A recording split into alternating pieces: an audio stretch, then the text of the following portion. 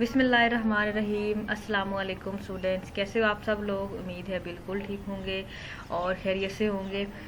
और जैसे कि आपको पता है आपकी ऑनलाइन क्लासेस स्टार्ट हो चुकी हैं और ये हमारा दूसरा लेक्चर है। इससे पहले लेक्चर अगर आपने लिया है तो ये वाला लेक्चर आपके लिए बहुत इजी हो जाएगा, आपको समझ आ जाएगी क्या क्या चीज़ें हैं और क्या कॉन्सेप्ट जो है वो चल रहा है। ठीक है, तो हम लेक्चर स्टार्ट करते हैं अपना। आज के लेक्चर में जो हमने चीज़ें पढ़नी हैं वो है heat production in birds and mammals. हमने पहले पढ़ा टेम्परेचर रेगुलेशन, टेम्परेचर को रेगुलेट कब करना है, लेकिन अब हमें पढ़ेंगे हीट की प्रोडक्शन कैसे होती है बर्ड्स और मैमल्स में।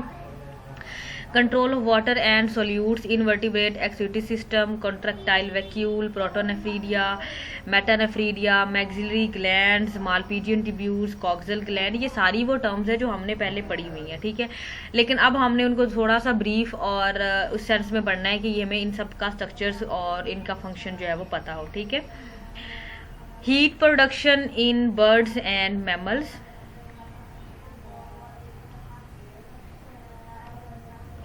Heat production in birds and mammals में हमारे पास है in endothermic heat generation can warm the body as it despite through the tissues and organ. ठीक है, जो हमारी बॉडी में हीट प्रोडक्शन होती है वो डेसिपेट कर जाती है टिश्यूज और ऑर्गन में। Birds and mammals can generate heat और इसको हम थर्मोजेनेसिस बोलते हैं by muscle contraction, ATPs, pump enzymes, oxidation of fatty acids in brown fat and other metabolic processes। इन तीन चार मेथड के जरिए हमारी बॉडी में हीट प्रोडक्शन होती है।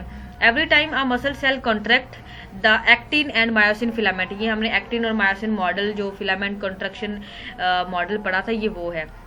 Slide overlap each other and hydrolysis of the ATP molecule generate heat. मतलब जो है एटीपी की, आपको पता है एटीपी के सेशन में एटीपी क्या होता है, एडिनोसिन ट्राईफॉस्फेट, मतलब 3 फॉस्फेट होते हैं। अगर एक फॉस्फेट निकल जाए तो हमें एनर्जी मिलती है। ठीक है, तो उस एनर्जी में हमें जो है हमारी बॉडी की जो है वार्म करती है हमारी बॉडी को, प्लस हम डिफरेंट एक्टिविटीज में उसको यूज करते हैं। बोथ वॉलंटरी मसल्स कंट्रोल, मतलब जो हमारे अपने कंट्रोल में है, मसलन रनिंग है, फ्लाइंग है, जंपिंग है, एंड इनवॉलंटरी मसल कंट्रोल जो कि शिवरिंग है, जो हमारे कंट्रोल में बिल्कुल नहीं है। Heat generation by shivering is called shivering thermogenesis. अगर हम शिवर के जरिए अपनी बॉडी की हीट को बैलेंस प्रोड्यूस कर रहे हैं तो वो शिवरिंग होगी।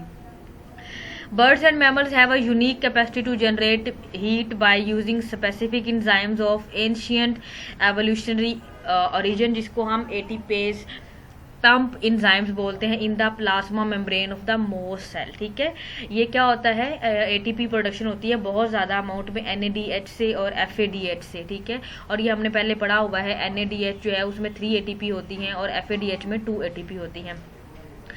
When the blood cool, the thyroid gland release the hormone thyrosin। ठीक है, ये भी हमारी बॉडी के टेम्परेचर रेगुलेशन में बहुत अहम किरदार अदा करता है। Thyroxine increase the permeability of many cell to sodium ion which leak into the cell. ठीक है, सोडियम आयन को कंजर्व कर लेता है। Which ATPase pump quickly these ions out, ताकि हमारी बॉडी में जो एनर्जी है वो बैलेंस हो सके। In the process of ATP is hydrolysed releasing heat energy.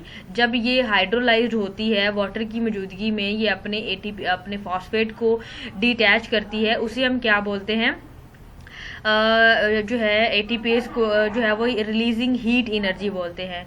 The hormonal triggering of heat production is called non shivering thermogenesis. अगर कोई एनर्जी हमारी बॉडी में एटीपी के जरिए प्रोड्यूस हो रही है तो उसे हम क्या बोलते हैं, नॉन शिवरिंग थर्मोजेनेसिस। ठीक है, नॉन शिवरिंग थर्मोजेनेसिस में हमारी मसल जो है वो शिवर नहीं करते, बल्कि ये हमारी बॉडी में एटीपी और सोडियम आयन और पोटेशियम आयन जो है वो बॉडी में जो है वो रिलीज होते हैं, ताकि हमारी बॉडी को हीट प्रोवाइड जो है वो कर सकें। ठीक है, Brown fat is a specialized type of fat found in a newborn mammal, in mammals that live in a cold climate and in the mammal that hibernate। Brown fat उन animals में होती है जिनकी बॉडी में जो cold area में रहते हैं और या वो हाइबरनेट हो जाते हैं। The brown colour of this fat come from the large number of mitochondria with their iron containing, जो है हमारे पास थायरोस क्रोमोसोम है despite of the brown fat are beneath the ribs and in the shoulder. ये वाली जो brown fat है ये कहाँ पर होती है, रिब्स और शोल्डर में होती है। और उसके अलावा ब्राउन फैट जो होती है ये ऑक्सीडाइज होकर फैटी एसिड्स में कन्वर्ट हो जाती है because little ATP is made. Blood flowing past brown fat is heated and contribute to the warm the body. आपने देखा होगा अगर सर्दियाँ जितनी मर्जी ज़्यादा हो, जो हमारी नेक है, शोल्डर है, ये गर्म ही रहते हैं, मतलब यहाँ पर इतनी ज़्यादा सर्दी फील नहीं होती। तो यहाँ पर क्या होता है, ब्राउन फैट बहुत ज़्यादा होती है ताकि इस एरिए को क्या कर सके, वो वार्म प्रोवाइड कर सके ज़्यादा से ज़्यादा। उसके बाद है the basal metabolic rate of bird and mammal is highly and also produce heat as an inactivated but useful by products. ये उसको यूजफुल बाय प्रोडक्ट के तौर पर हम इसको यूज करते हैं। एम्फीबियंस, रेप्टाइल्स, बर्ड्स और मैमल्स में स्पेशलाइज सेल क्या होता है जी, हाइपोथैलेमस, जिसकी जो हमारी थर्मोजेनेसिस को कंट्रोल कर रहा होता है। टू हाइपोथर्मिक थर्मोरेगुलेटरी एरियाज होते हैं are the heating centre and the cooling centre. Heating centre जो बॉडी को हीट प्रोवाइड करे, और कूलिंग सेंटर। हीटिंग सेंटर क्या है जी, वैजो कॉन्स्ट्रिक्शन। ये वैसे मैंने पिछले लेक्चर में आपको एक उसमें बता भी दिया था कि वैजो कॉन्स्ट्रिक्शन क्या होती है, कि जो हमारी वेजल्स हैं वो कॉन्स्ट्रिक्ट हो जाती हैं, ठीक है। सुपरफिशियल ब्लड फ्लो को जो है वो डिक्रीज हो जाता है, इरेक्शन ऑफ हेयर एंड फर हो जाती है, एंड शिवरिंग और non shivering thermogenesis. Cooling centre क्या है जी, वैजो डायलेशन हो जाती है, स्वेटिंग और पेंटिंग होती है। पेंटिंग हम में नहीं होती है, पेंटिंग जो है वो ज़्यादातर बफलोज, कैटल्स वगैरह करती हैं, और जो डॉग्स हैं वो करते हैं। ओवरऑल फीडबैक मैकेनिज्म क्या होता है जी, ट्रिगर आइदर द हीटिंग और cooling of the body and thereby control body temperature. Body के टेम्परेचर को क्या कर रहा होता है, ये कंट्रोल कर रहा होता है, ठीक है। ओके जी, स्पेशलाइज्ड न्यूरो जो हमारे पास न्यूरोनल जो है वो रिसेप्टर्स होते हैं, न्यूरॉन जो हमारी बॉडी में होते हैं, in the skin and other part of the body sense temperature. ये भी बॉडी के टेम्परेचर को सेंस करते हैं। वार्म न्यूरल जो है वो receptor excite the cooling centre, ये कूलिंग सेंटर को एक्साइटेशन देते हैं। Cold neural receptors have the opposite effect during the winter. Various endotherm जैसे कि बैट हैं, वुड चंक्स हैं, जो है वो चिम्पंक हैं, उसके अलावा ग्राउंड स्क्वायरल्स हैं, ये क्या कर जाती हैं, हाइबरनेट कर जाती हैं, मतलब अपने आप को बरो कर लेती हैं। ड्यूरिंग हाइबरनेशन होता क्या है जी, मेटाबॉलिक रेट स्लो हो जाता है।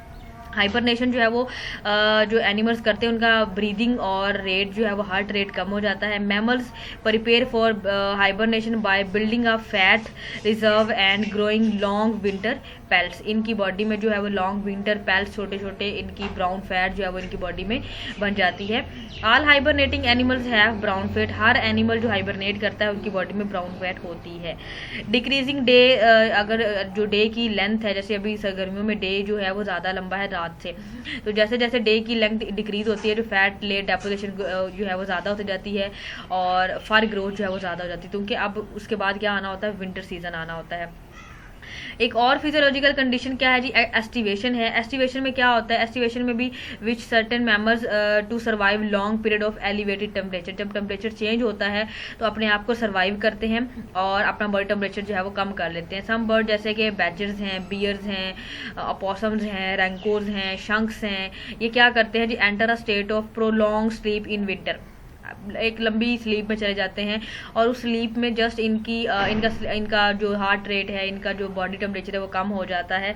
Since their body temperature remain near normal, this is not true hibernation. ये एक ट्रू हाइबरनेशन नहीं है, ये जस्ट स्लीपिंग कंडीशन में जाते हैं। इनकी जो बॉडी टेम्परेचर है वो कम जो है वो कम होता है। उसके अलावा इनकी जो हार्ट बीट लेवल है ये भी जो है वो, इस पर भी ज़्यादा इफेक्ट जो है वो नहीं आता है, ठीक है।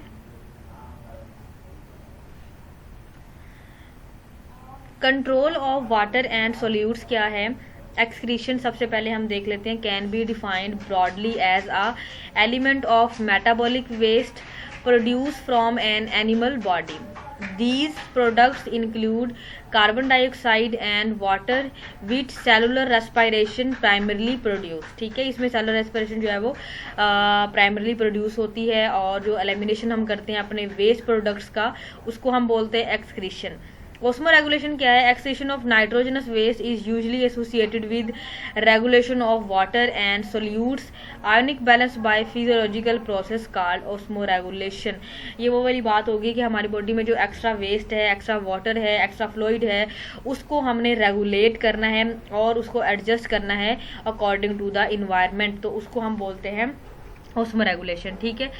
If the osmotic concentration of the body fluid of an animal equal that of the medium, अगर तो बॉडी का टेम्परेचर और इन्वायरमेंट का टेम्परेचर या जो सोल्यूट्स की कॉन्सेंट्रेशन है वो सेम होती है, तो उसको हम क्या बोलते हैं? ऑस्मो कन्फार्मर्स बोलते हैं। When the osmotic concentration of the environment changes so does that of the animal body fluid.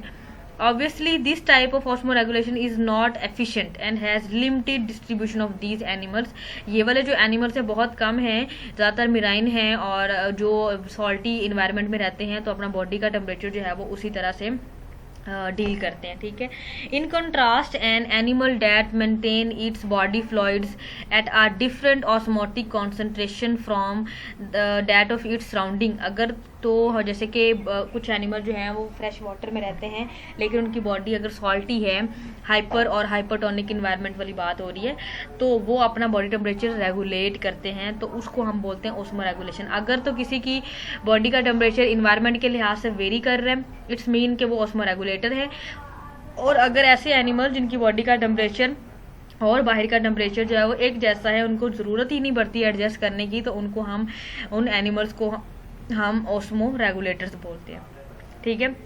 Land animals have a higher concentration of water in their fluid than in the surrounding air. ठीक हो गया। They tend to loss water to the air through evaporation and make use considerable amount of water to dispose of the waste. ये ज़्यादा water जो है वो use करते हैं अपने वेस्ट को डिस्पोज करने के लिए। The form and function of the organic system associated with excision and osmoregulations are related both to environmental condition। दो तीन तरह के हमारे पास वाटर मटेरियल होता है, साल्टी वाटर होता है, फ्रेश वाटर होता है, और उसके अलावा जो टेरेस्ट्रियल एनिमल जो कि वाटर में नहीं रहते, एयर में, और उनका जो ज़्यादा एक्सपोजर होता है। एंड द बॉडी साइज पे भी डिपेंड करता है और वॉल्यूम रेशियो पे कि उसकी बॉडी का साइज कितना है, वॉल्यूम कितना है, और उसके अकॉर्डिंग वो अपना बॉडी का टेम्परेचर क्या करता है? रेगुलेट करता है। ठीक है बच्चों। तो ये हमारा जो फर्स्ट 2 टॉपिक्स है वो जो है वो यहाँ पे क्लियर होते हैं कि एक तो हमारे पास heat production in birds and mammals, और दूसरा क्या था हमारे पास जी control of water and solutes का हमने किस तरह से कंट्रोल करना है। ये थी। अब जो थर्ड टॉपिक है हमारा वो है इनवर्टिब्रेट एक्सक्रीटरी सिस्टम्स।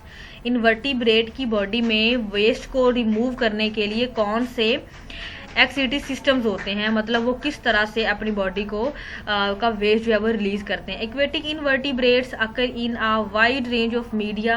इनके अंदर बहुत ज़्यादा अमाउंट में एक्टिविटी सिस्टम्स हैं और हर एनिमल्स के वेरी कर रहे हैं, फाइलम के वेरी कर रहे हैं, from fresh water to hypersaline water से। ठीक हो गया। जनरली जो मेराइन वाटर्स होते हैं उनका जो सेम ऑस्मोटिक कॉन्सेंट्रेशन होती है वो तो ऑस्मो कन्फार्मर हो गए, उनको ज़रूरत ही नहीं है ऑस्मो रेगुलेट करने की। This avoid any need to osmoregulate. ठीक हो गया। जो फ्रेश वाटर होते हैं are strong osmoregulators because it is impossible to be iso osmotic with dilute media, क्योंकि ये अपनी बॉडी को उस कंडीशन में इतना डिल्यूट नहीं रख सकते अपने सोल्यूट्स को, क्योंकि सारी बात है फिर इनका जो सोल्यूट है सारे का सारा बाहर निकल जाएगा। Any water gain is usually eliminated as urine. The most successful terrestrial जो है हमारे पास इनवर्टिब्रेट्स आर द आर्थ्रोपोड, जो टेरेस्ट्रियल इन्वायरमेंट में रहते हैं।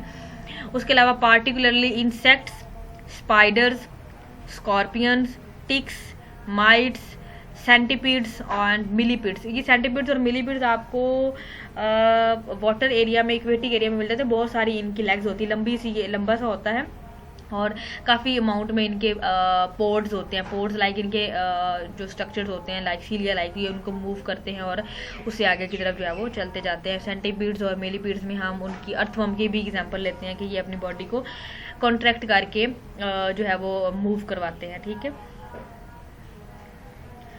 कॉन्ट्रैक्टाइल वैक्यूल फर्स्ट स्ट्रक्चर है जी एन इनवर्टिब्रेट स्ट्रक्चर का। तो सबसे पहले है सम प्रोटिस्ट, जो प्रोटिस्टा होते हैं यूनिसेलुलर एनिमल जिन्हें हम बोलते हैं, वो मेराइन इनवर्टिब्रेट है, ठीक है। उनकी एग्जांपल में हमारे पास प्रोटोजुआ आ जाते हैं, नाइजीरियन अकाइनोडर्म, स्पॉन्जिस। अब ये जो नाइजीरियन अकाइनोडर्म, इनके बारे में मुझे ज़्यादा डिटेल में बताने की ज़रूरत नहीं है। क्यों नहीं है? क्योंकि आप लोगों को मैंने लास्ट सेमेस्टर में हमने बहुत डिटेल में इन चीज़ों को पढ़ा है। Do not have a specialised activity system. इनका जो एक्टिविटी सिस्टम होता है वो काफ़ी स्पेशलाइज नहीं होता, because waste simply diffuse into the surrounding. इनकी जो वेस्ट होता है वो सिंपली सराउंडिंग में चला जाता है। In some freshwater species, cells on the body surfaces actively pump iron into the animal. Many fresh water species जो कि प्रोटोजुआ हैं और स्पॉन्जिस हैं, ये क्या करती हैं, इनकी बॉडी में कॉन्ट्रैक्टाइल वैक्यूल होते हैं। मैं आपको नेक्स्ट स्लाइड में दिखाती हूँ किस तरह के होते हैं। That pump out excess water. वो जो कॉन्ट्रैक्टाइल वैक्यूल हैं, पहले तो वो पूरी बॉडी से वेस्ट को कलेक्ट करते हैं, देन आपस में मर्ज हो जाते हैं और एक बड़ा वैक्यूल बनाते हैं, और फिर वो बॉडी सरफेसिस के साथ कॉन्ट्रैक्ट होकर जो है वो बाहर की तरफ जो है वो अपना जितना भी वेस्ट है उसको निकाल देते हैं।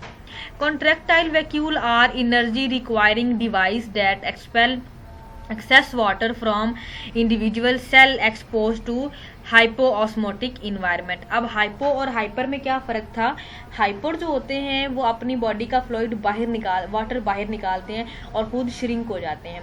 हाइपो में क्या होता है, बॉडी के अंदर सॉल्ट की कंसंट्रेशन ज़्यादा होती है, तो पानी बाहर से अंदर आता है और जो सेल है वो क्या हो जाता है, टर्चिड हो जाता है। इसी तरह वैक्यूल क्या कर रहा है, अपनी बॉडी अपने आप को फिल कर रहा है, तो इसका मतलब है वो हाइपोऑस्मोटिक कंडीशन में चला जाता है। ये देखें जी, ये हमारे पास पैरामीशियम है, तो पैरामीशियम में ये जी है कॉन्ट्रैक्टाइल वैक्यूल, ये भी कॉन्ट्रैक्टाइल वैक्यूल, ये फूड वैक्यूल है।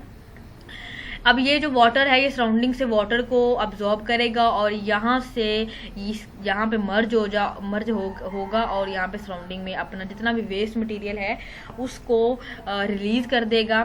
वो वेस्ट मटेरियल बॉडी से निकल जाएगा ताकि जो है बॉडी के अंदर जो एक्स्ट्रा मटेरियल है, जो एक्स्ट्रा वेस्ट है, वो बॉडी के अंदर जो है वो ना रहे। ठीक है, समझ आ गई कॉन्ट्रैक्टाइल वैक्यूल की? ओके, अब हम नेक्स्ट स्टार्ट करते हैं। Protonephridia. Although a few group of metazoan invertebrate possess no noun excretory जो structures हैं और उनमें जो है वो they have excretion osmoregulation.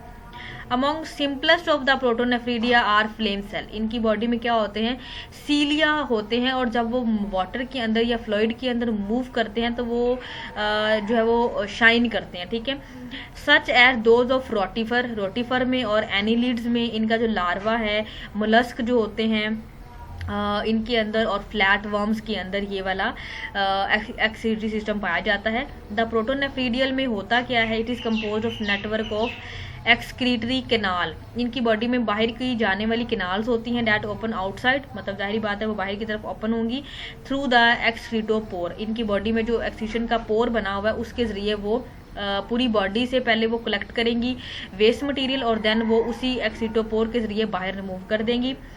Bulb like flame cell are located along the excretory canal. वो जो मैंने कहा कि वो जो सीलियाज होते हैं वो जब फ्लूइड के अंदर मूव करते हैं तो वो शाइन करने लग जाते हैं, तो इसलिए हम उन्हें फ्लेम सेल या बल्ब लाइक का नाम देते हैं। Nitrogenous waste simply diffuse across the body surfaces into the surrounding water. वो जो बॉडी सरफेस के साथ साथ जो है जितना भी नाइट्रोजन वेस्ट होता है वो वहाँ पर मौजूद होता है और फिर वो डिफ्यूज़ आउट कर जाता है सराउंडिंग वाटर में। क्योंकि हम अभी बात कर रहे हैं सारे इक्वेटिक एनिमल्स की बात कर रहे हैं जो कि वाटर में रहते हैं। ठीक है बच्चों, ये देखिए हमारे पास ये है हमारे पास प्लेनेरिया, और ये देखें कि आपको नज़र आ रहा है जी ट्यूब्यूल्स ऑफ प्रोटोनेफ्रीडिया। ये पूरी बॉडी के साथ मौजूद हैं और इनके अंदर सीलिया लाइक स्ट्रक्चर मौजूद है। ये आपको नज़र आ जाएगा सीलिया लाइक स्ट्रक्चर, बिल्कुल ये देखें ये अंदर। ठीक है, अब ये जब इनके अंदर मूव करता है फ्लूइड को जो है वो कलेक्ट करने के लिए, तो ये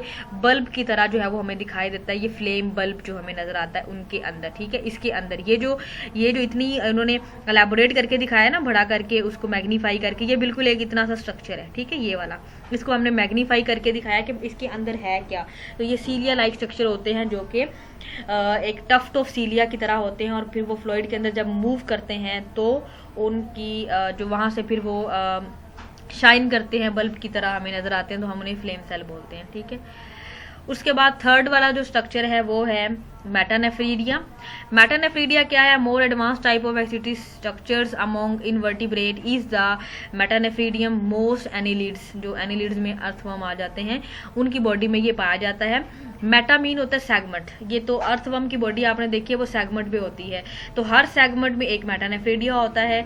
और ये जो सीलिएटेड फनल होती है इसकी बॉडी में, नेफ्रोस्टोम मतलब जो ओपनिंग होती है बाहर की तरफ, that opens from the body cavity of segment into a coiled tubules. ठीक है, जब वो सीलिया बीट करते हैं उन ट्यूब्यूल्स के अंदर, network of capillary surrounding the tubules reabsorb and carry away ions. Each tubule lead to an in large bladder, उनका एक बड़ा सा ब्लैडर होता है जिसके अंदर वो सारी की सारी ट्यूब्यूल जो के हैं वहाँ पे जो है वो ड्रेन आउट हो जाती हैं, और वहाँ से फिर वो नेफ्रीडियोपोर के जरिए बाहर की तरफ जो है वो मूव कर जाते हैं। नेफ्रोस्टोम जो है वो बॉडी से कलेक्ट करता है, और नेफ्रीडियोपोर जो कलेक्ट किया हुआ उसको बॉडी से बाहर निकाल देता है। ये देखें जरा, मेटानेफ्रीडिया ऑफ अर्थवर्म, ये उसकी बॉडी का एक सेगमेंट, ये दूसरा सेगमेंट, ये सो ऑन। और ये देखें ये कैपिलरीज हैं जो कि उसकी बॉडी के उसकी जो इंटरनल सिलोम है उसको उन्होंने जो है वो कॉन्ट्रैक्ट किया हुआ है। और ये देखें ब्लैडर कितना बड़ा सा ब्लैडर है, ये देखें ये वाला यहाँ पर होता है। और उसके अलावा जो हमारे पास है ओपनिंग्स, ये वाली ओपनिंग है। ठीक है, इसे हम क्या बोलते हैं?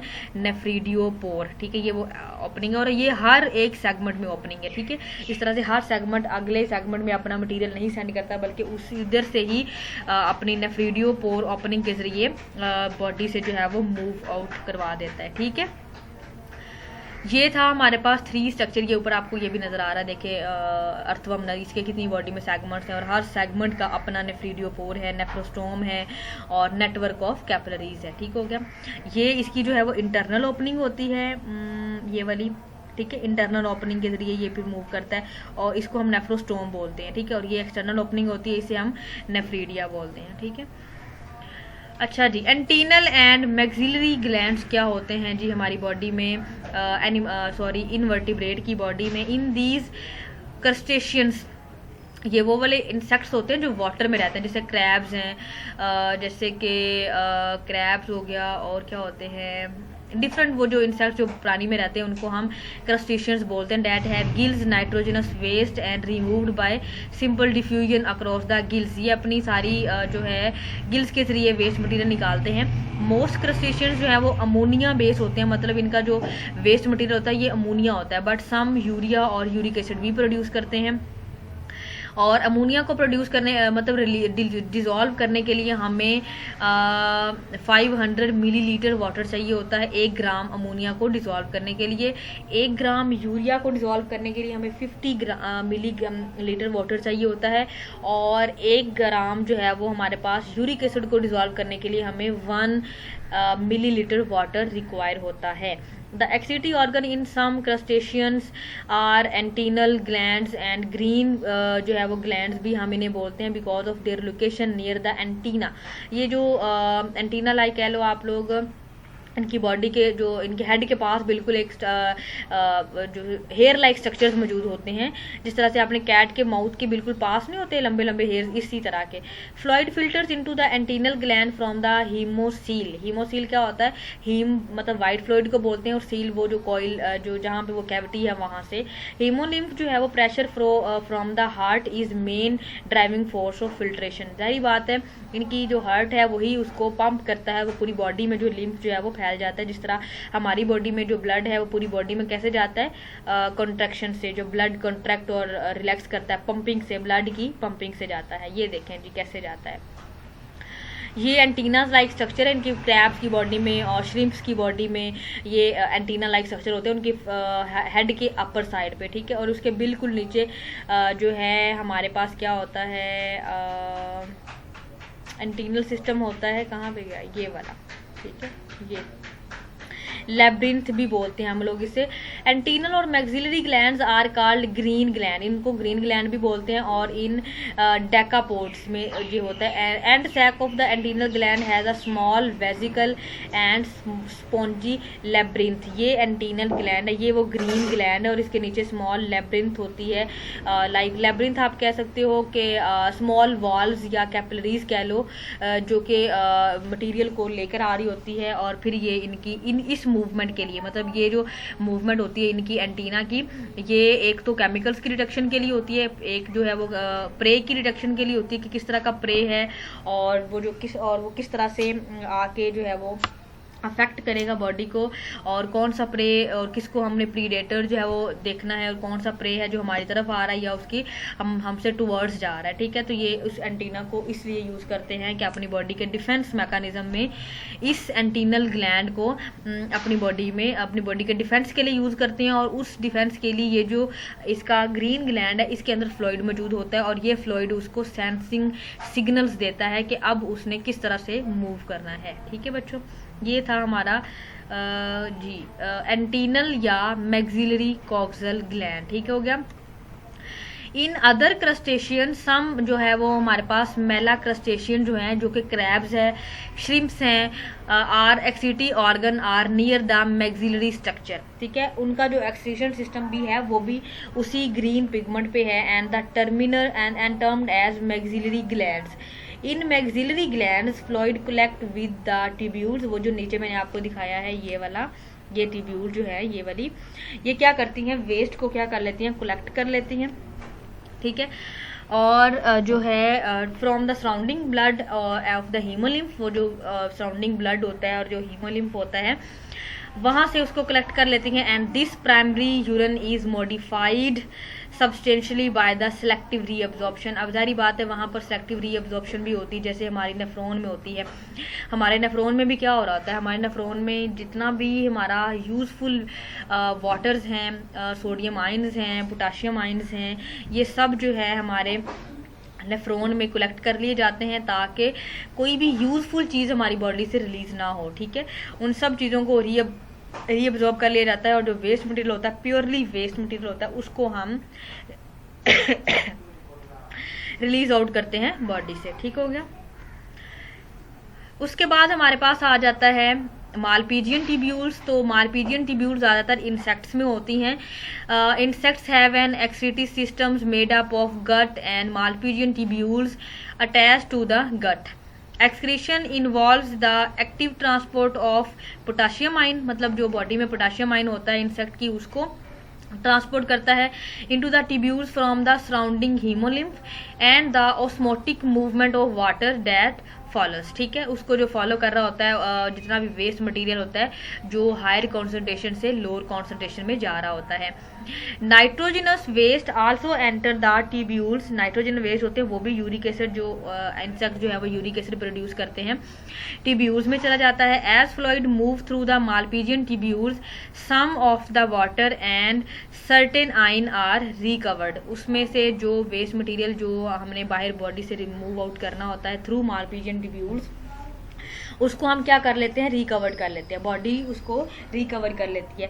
All of the uric acid passes into the gut and out of the body. फिर वो मालपीजियन ट्यूब्यूल्स में चले जाते हैं और मालपीजियन ट्यूब्यूल्स से देन वो बॉडी से रिमूव आउट कर दिए जाते हैं ताकि बॉडी का जो टेम्परेचर है, बॉडी के जो वेस्ट मटेरियल हैं इंसेक्ट की बॉडी में, वो बॉडी से रिमूव आउट हो जाए। ये देखें मालपीजियन, ये देखें अगर हम ये कॉकरोच है हमारे पास। ठीक है, सबसे पहले इसकी बॉडी 3 पार्ट्स में डिवाइड है। ये है मिड गट, मतलब यहाँ तक। ठीक है, उसके बाद है हाइंड गट जो कि ये है सारा। ठीक है, और हाइंड गट में मौजूद। अब हम इसके फर्दर पार्ट्स पढ़ते हैं। मिड गट क्या है, स्टमक, ये स्टमक है इसका, ये वाला। इसके अंदर क्या होती है, मालपीजियन ट्यूब्यूल्स होती हैं। अब ये देखें किस तरह की है मालपीजियन ट्यूब्यूल, बिल्कुल जो है वो आप कह लो आर्टरीज की तरह, कैपिलरीज की तरह बिल्कुल शॉर्ट ट्यूब्यूल्स हैं। ठीक है, और ये है हमारे पास रेक्टम, ये है इसकी इंटेस्टाइन, उसके बाद रेक्टम, और इस पूरे सिस्टम को हम क्या बोलते हैं, डाइजेस्टिव ट्रैक्ट बोलते हैं। ठीक है, अब होता क्या है जी, salt water and nitrogenous waste जो होता है ये इसको ही उन्होंने बढ़ा करके दिखा रहे हैं यहाँ पे उन्हीं मालपीजियन ट्यूब्यूल्स को, इसके अंदर से अब्जॉर्ब हो जाता है, ठीक हो गया। और बाकी जो वेस्ट है वो कहाँ चला जाता है, फीसीज एंड यूरिन कहाँ चला जाता है, रेक्टम में, जो कि वहाँ पे रीअब्जॉर्प्शन के लिए जितना रीअब्जॉर्प्शन हो चुकी है, अब जो वेस्ट मटेरियल है वो रेक्टम में चला जाता है और वहाँ पर मज़ीद वाटर की, सॉल्ट की और डिफरेंट आयंस की क्या होती है, रीअब्जॉर्प्शन होती है और उसके बाद वो बॉडी से रिमूव आउट होते हैं, ठीक है।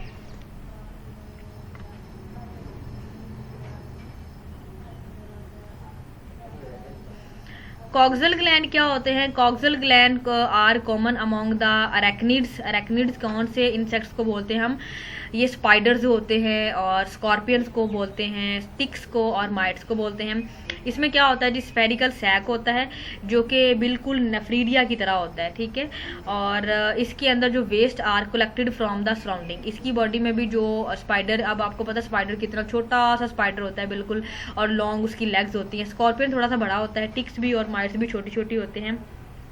तो जितना भी इनकी बॉडी के सराउंडिंग में जो वेस्ट मटेरियल होता है हीमोलिम्फ में, वो जो है वो एब्जॉर्ब कर लेते हैं वहाँ से and discharge through the pore on from the several pair of the appendices. इनकी बॉडी की अपेंडिसेस होते हैं, मतलब आपने कभी स्पाइडर को अगर देखा हो तो उनकी लंबी सी लेग होती है और उसके ज्वाइंट्स बहुत ज़्यादा होते हैं, उस लेग पे काफ़ी सारे अपेंडिस ज्वाइंट्स होते हैं, ठीक है, नियर द प्रॉक्सिमल ज्वाइंट। अब एक होते हैं डिस्टल और एक होता है प्रॉक्सिमल ज्वाइंट, जो बिल्कुल कॉक्सा लाइक जो है उसके वेस्ट बॉडी, जो वेस्ट मटेरियल है वहाँ पे, मतलब एब्डोमेन के पास जो उसके अपेंडिसेस होते हैं उनको हम बोलते हैं जी प्रॉक्सिमल ज्वाइंट्स, ठीक है।